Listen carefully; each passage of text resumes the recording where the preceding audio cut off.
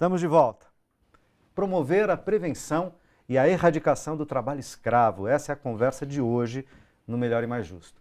Estão aqui com a gente Lilian Arruda, coordenadora de pesquisa do Instituto Observatório Social, e Marcelo Palloni, presidente da Amatra 15, Associação dos Magistrados do Trabalho da 15ª Região. Quais os caminhos para tentar reverter os retrocessos e abolir definitivamente o trabalho escravo no Brasil? Na atual conjuntura, isso é possível? Lilian, como é que a gente enfrenta essa situação? Tem saída no curto prazo? Tem uma luz no fim do túnel hoje? Eu acho que a gente sempre tem que pensar que tem saídas, né? Bom, só para esclarecer aqui a pergunta anterior, a da emenda constitucional que eu tinha esquecido, é 81, né? Então, que ela diz assim, que as propriedades rurais e urbanas de qualquer região do país, onde foram localizadas culturas ilegais de plantas psicotrópicas ou a exploração de trabalho escravo na forma da lei, serão expropriadas e destinadas à reforma agrária e a programas de habitação popular, sem qualquer indenização do proprietário e sem prejuízo de outras sanções previstas em lei, observado no que couber no disposto, o artigo 5º. Enfim, é isso só para ilustrar, esclarecer a pergunta. A Alexandra Espíndola, que perguntava se era só multa. Há outras previsões de punição para quem pratica esse tipo de trabalho, né? Emprega nessas condições. Mas são condições específicas, tá certo? Mas e aí? Então, a saída, bom, eu acho que o trabalho escravo ele tem que ser discutido, tem que ter uma discussão da sociedade em relação a isso. Tem que haver medidas punitivas, né? Agora, essa discussão, ela tem que passar, assim, é uma discussão ampla pela sociedade, pelos movimentos sindicais, pelas centrais sindicais, pelo movimento sindical, né? E não feita de uma maneira unilateral, como foi feito agora, né? Então, a gente tem uma legislação do trabalho escravo, ela é reconhecida internacionalmente, ela é. A gente pode mudar isso? A gente até pode, para melhor, lógico, né?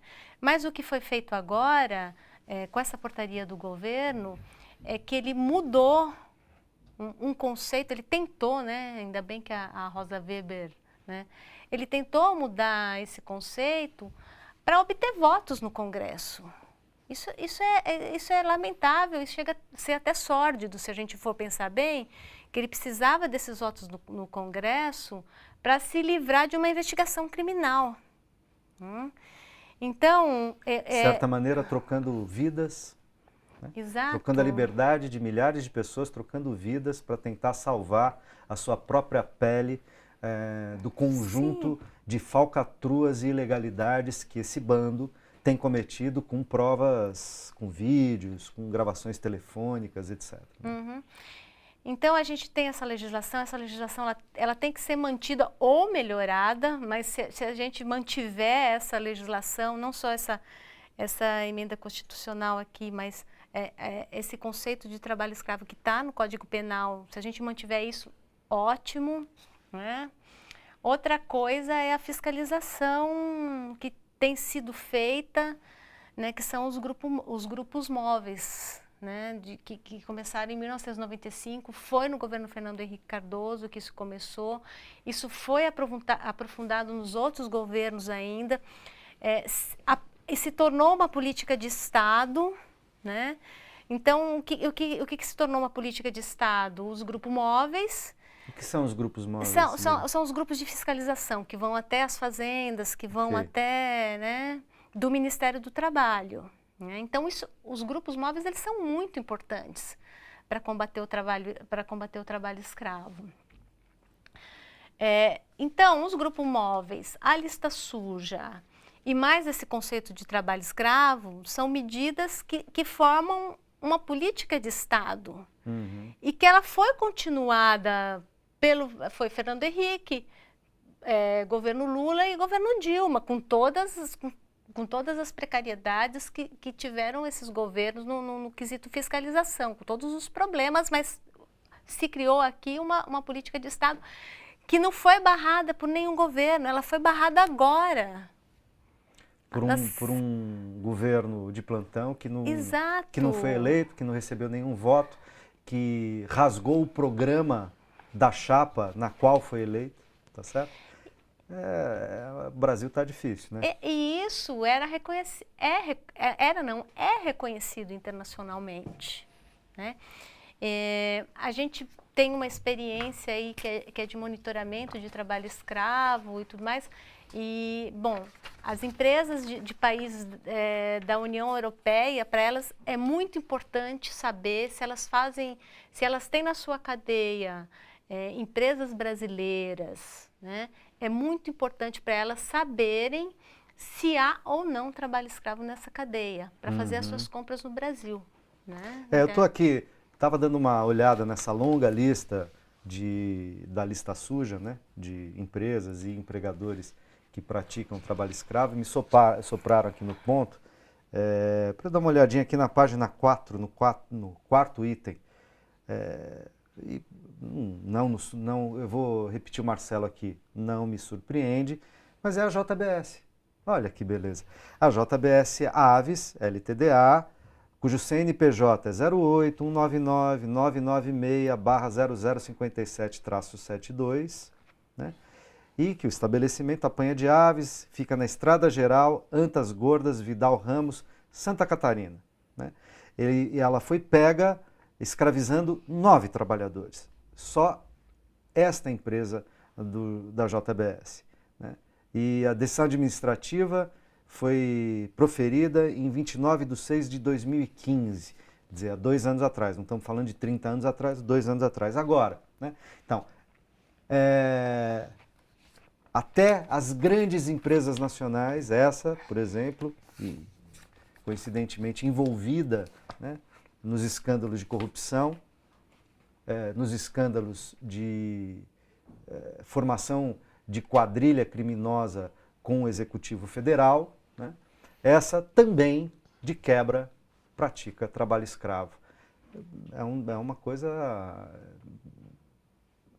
surreal, né? Surreal que aconteça numa das maiores economias do mundo, no século XXI, certo? E depois de quase 30 anos de um processo de redemocratização imperfeito, feito por cima, cheio de problemas, etc., mas que tinha conquistado alguns avanços. A gente volta, retrocede décadas a fio, vê a fragilidade das nossas instituições, a condição selvagem, precária, tupiniquim, vagabunda dos nossos empresários, com exceções, como há exceções nos políticos, há exceções nos empresários também, graças a Deus, deve haver algumas exceções, mas o nosso capitalismo é vagabundo, não é civilizado, a nossa política é de baixíssima qualidade, a participação popular que tem aguentado tudo isso, olhando para estupefato, sem muita capacidade de reação, também está devendo muito ao próprio país, à sua própria condição. Nós estamos num momento que assim, ou a gente se decifra, ou a gente vai continuar sendo devorado, e a gente está vendo o país ser destruído a passos largos e muito rapidamente.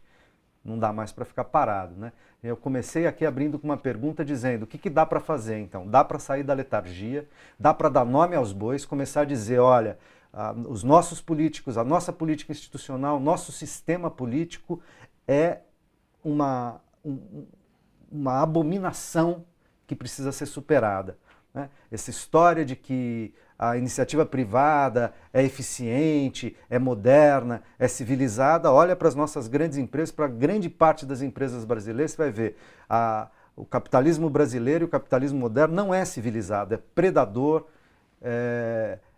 busca o lucro, inclusive por cima da vida das pessoas. A gente está vendo com o trabalho escravo, ele quer levar vantagem em tudo, ele não tem compromisso socioambiental, não tem coisa nenhuma. Então precisa produzir muita civilização também no campo dos empresários, da iniciativa privada, dos bancos, que estão acabando com o capitalismo financeiro acabando com as estruturas de poder e das democracias no Ocidente, por exemplo. Então a gente tem que sair da letargia, começar a dar nome aos bois com muita clareza e tomar o destino nas mãos, né?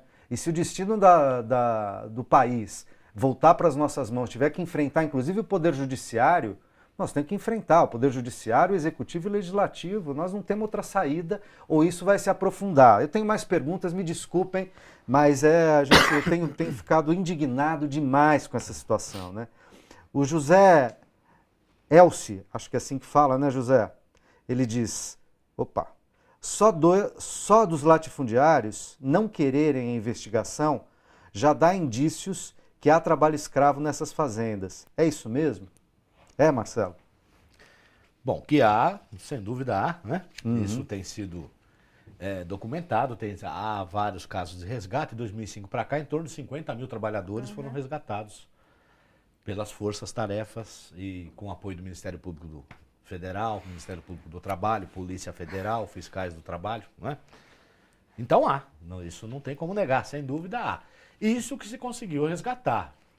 A fiscalização é deficitária, deficiente no sentido de não ter estrutura, como disse a Lilian. Não se investe a poucos fiscais do trabalho. A atividade preventiva deveria ser... Porque depois que o cidadão vai para a justiça, já teve o direito violado. O juiz pode tentar reparar, deve, né? Proferir lá uma decisão que repare o dano que já foi.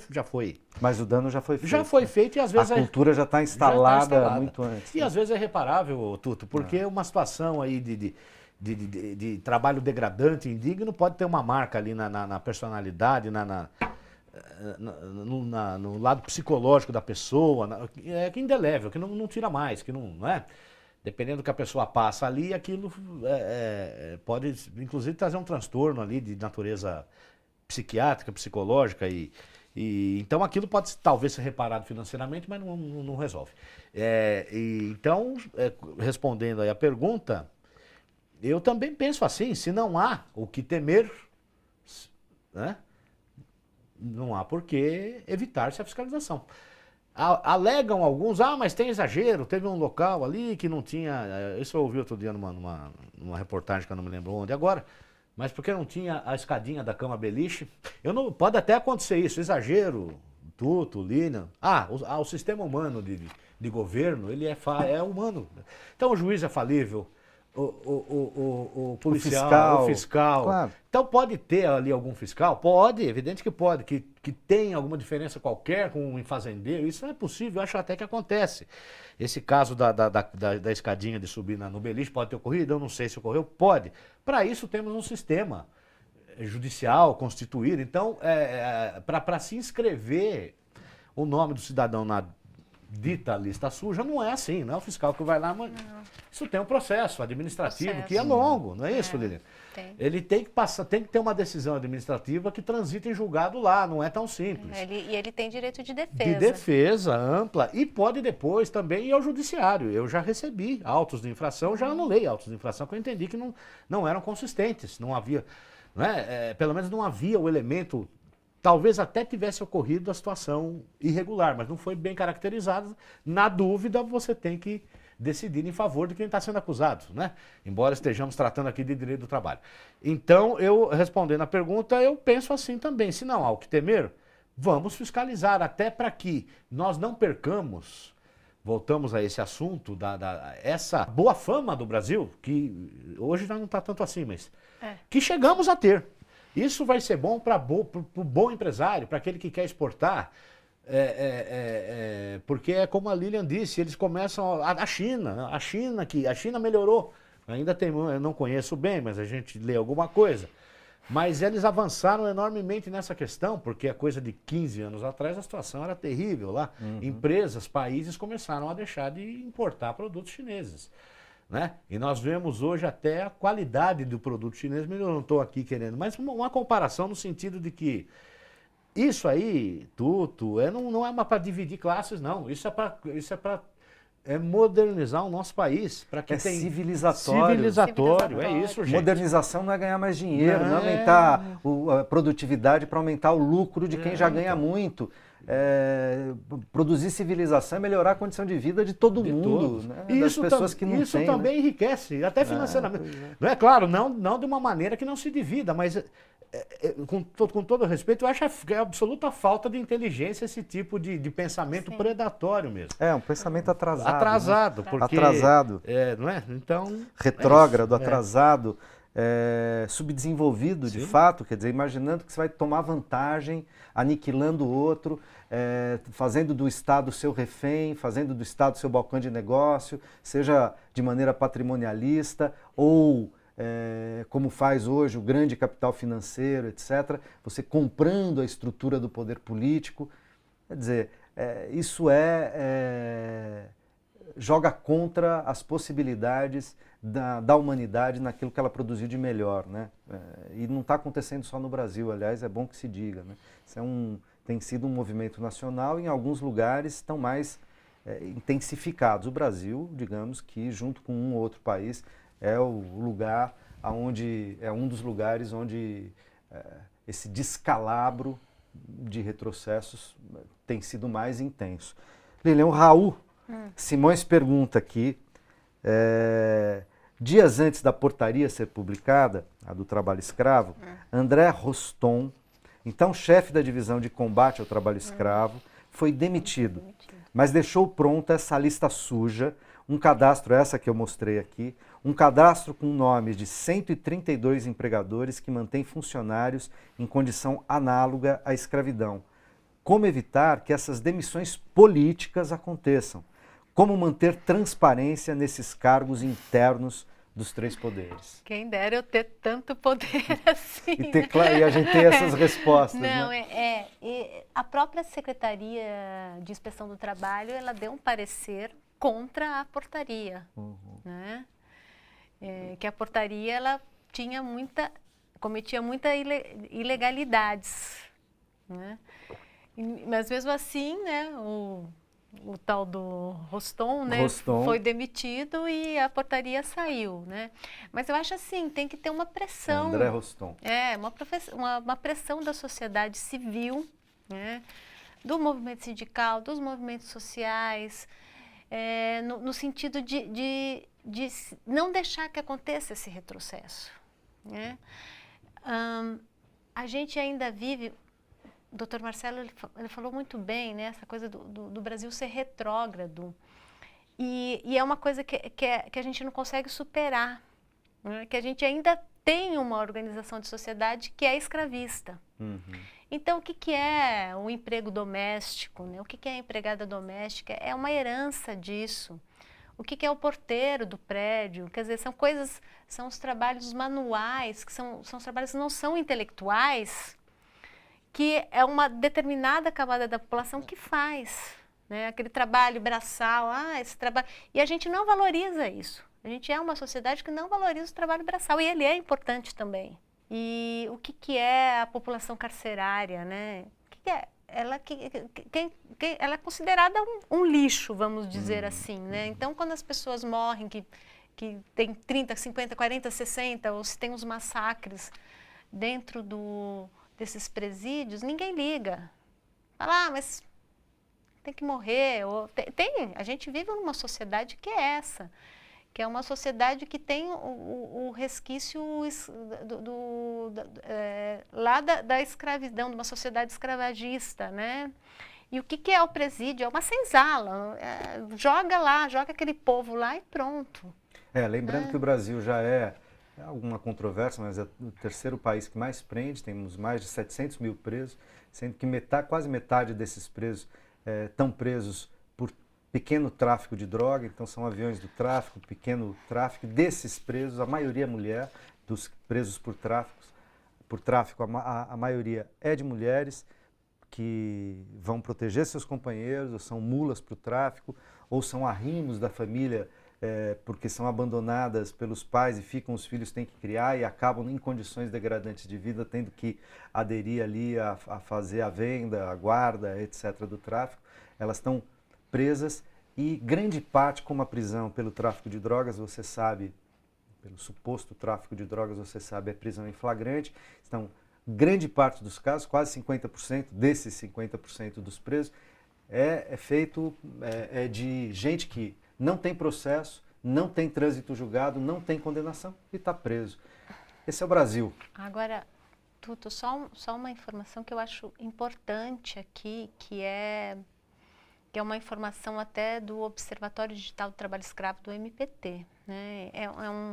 É um site, ele é muito interessante para quem quer saber... MPT, Ministério Público do Do Trabalho. trabalho, isso. Então, eles colocam aqui que desde 2003, que é o ano do lançamento do Plano Nacional de Erradicação do Trabalho Escravo, que é uma política pública importante, quer dizer, se criou uma política pública para isso. Isso é importantíssimo, né?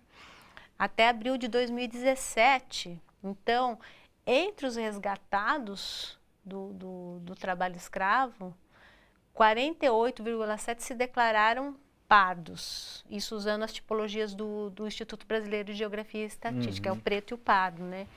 E 16,62% se declararam pretas, ou seja, juntando o pardo e o preto 70%, basicamente. é o negro, né? Então 63% mais ou menos dos resgatados eram pretos, negros, Dois né? terços são negros. Pardo, preto, negros, né? Da raça cor negra que a gente fala. Quer dizer, então aqui a gente vê mais uma vez que a gente não rompeu com uma sociedade que é uma sociedade escravista e a gente precisava romper com isso. Mas existe uma resistência muito grande. Então, o que é a bancada ruralista hoje, né? O que é um senhor chamado Ronaldo Caiado, por exemplo? É o senhor lá, né? É o senhor da Casa Grande. Ele ainda existe, ele está aí. Né? E esses aqui, o que são? Eles são senzala, né? As pessoas esses senhores são a caricatura no século XXI do que foi a Casa Grande no Brasil. Exato. Eles são a Casa Grande do século XXI. Eles e alguns que a gente não vê, mas que estão por aí.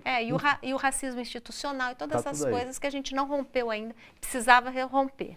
É isso. Para se tornar uma sociedade civilizada. Né? O nosso tempo, infelizmente, acabou. Queria agradecer muitíssimo a Lilian, ao Marcelo. E agradecer também a você que nos acompanha até aqui. A gente se encontra na próxima quinta, a qualquer momento, na internet. Forte abraço.